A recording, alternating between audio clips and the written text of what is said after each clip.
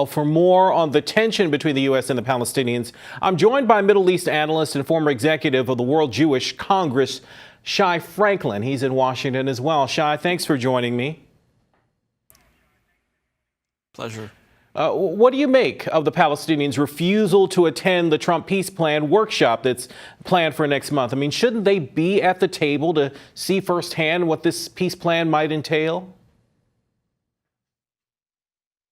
They're not going to find out what the peace plan might entail. They're going to find out how much some of the Arab states are willing, and maybe some of the Asian states are willing to put up in money for a peace plan that still hasn't been seen. The actual peace plan is not going to be unveiled.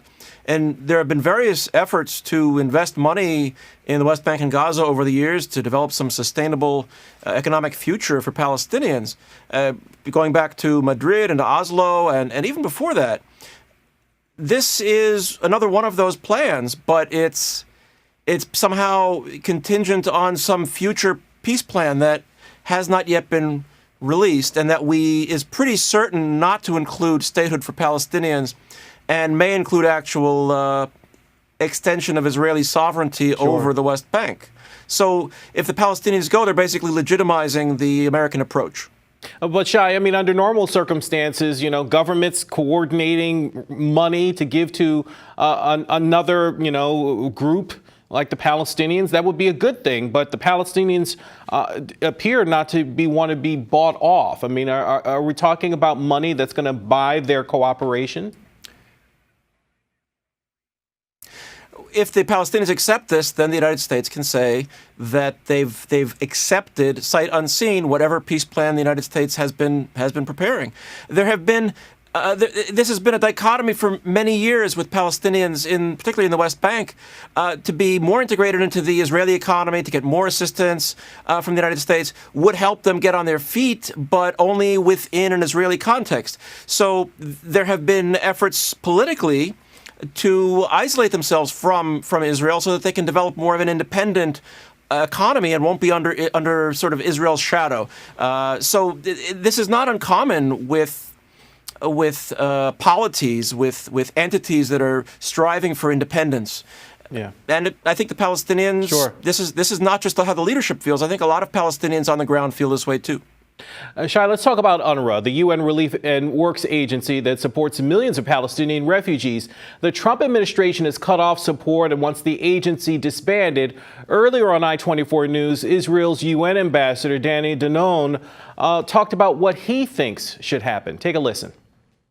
I think the UN should decide that there is one agency that deals with the humanitarian support for refugees and not two. Today you have one agency that deals with all refugees around the world and UNRWA. I think it is about time that we should dismantle this agency and support the Palestinians, provide humanitarian help, but stop with this game. Shai, do you agree on a dismantling? The Palestinian it's sort of a misnomer to call Palestinian refugees refugees. The UN Refugee Agency focuses on helping tens of millions of people around the world who don't want to be forced to return to their homes. They've been forced to flee.